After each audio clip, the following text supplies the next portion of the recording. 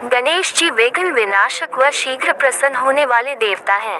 अगर कोई सच्चे मन से गणेश जी की वंदना करता है तो गौरी नंदन तुरंत प्रसन्न होकर उसे आशीर्वाद प्रदान करते हैं। वैसे भी गणेश जी जिस स्थान पर निवास करते हैं उनकी दोनों पत्नियां रिद्धि तथा सिद्धि भी उनके साथ रहती है। उनके दोनों पुत्र शुभ व लाभ का आगमन भी गणेश जी के साथ ही होता है। कभी कभी तो भक्त भगवान को असमंजस में डाल देते हैं।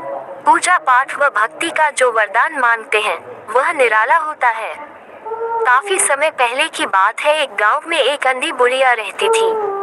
वह गणेश जी की परम भक्त थी। आंखों से भले ही दिखाई नहीं देता था, परंतु वह सुबह शाम गणेश जी की बंदगी में मग्न रहती। नित्य गणेश जी की प्रतिमा के आगे बैठकर उनकी स्तुति करती, भजन गाती व समाधि में लीन रहती। गणेश जी बुढ़िया की भक्ति से बड़े प्रसन्न हुए।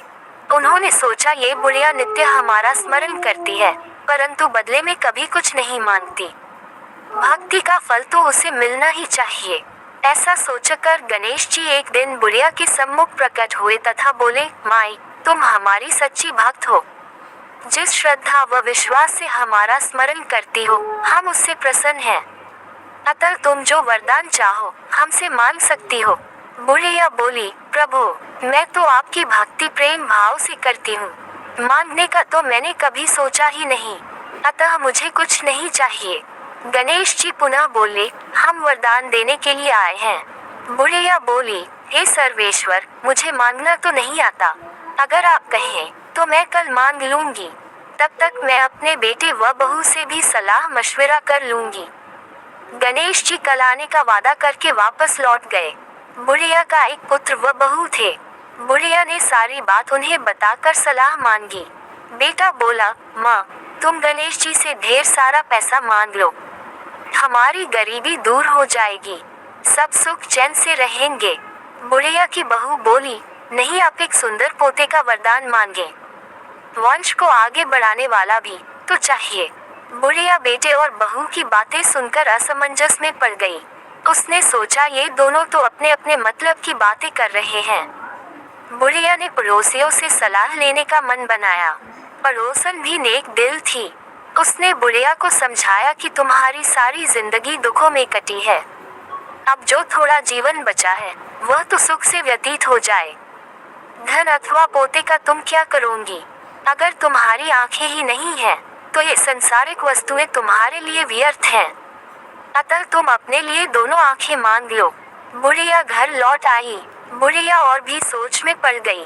उसने सोचा, कुछ ऐसा मांग लूं जिससे मेरा, बहू व बेटे सबका भला हो। लेकिन ऐसा क्या हो सकता है? इसी उधेड़पुन में सारा दिन व्यतीत हो गया। बुढ़िया कभी कुछ मांगने का मन बनाती तो कभी कुछ, परंतु कुछ भी निर्धारित न कर सकी।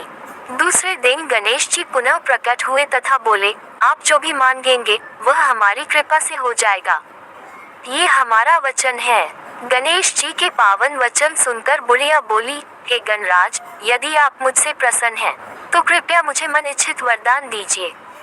मैं अपने पोते को सोने के गिलास में दूध पीते देखना चाहती हूँ। बुढ़िया की बातें सुनकर गणेश जी उसकी सादगी व सरलता पर मुस्कुरा दिए। बोले, तुमने तो मुझे ठग ही लिया है। मैंने तुम्हें एक वरदान मांगने के लिए बोला था, परंतु तुमने तो एक वरदान में ही सब कुछ मांग लिया। तुमने अपने लिए लंबी उम्र तथा दोनों आंखें मांग ली हैं। बेटे के लिए धन व बहू के लिए पोता भी मांग लिया। पोता होगा, ढेर सारा पैसा होगा, तभी तो वह सोने के गिलास में दूध पिएगा। पोते को देखने के लिए तुम जिंदा रहोगी, तभी तो देख पाओगी। अब देखने के लिए दो आंखें भी देनी ही पड़ेंगी। फिर भी वह बोले, जो तुमने मांगा वे सब सत्य होगा। यूं कहकर गणेश जी अंतर्ध्यान हो गए। कुछ समय पाकर गणेश जी की कृपा से बुढ़िया के घर पोता हुआ। बेटे का कारोबार चल निकला तथा बुढ़िया की आंखों की रोशनी वापस लौट आई। बुढ़िया अपने परिवार सहित सुखपूर्वक जीवन व्यतीत करने लगी।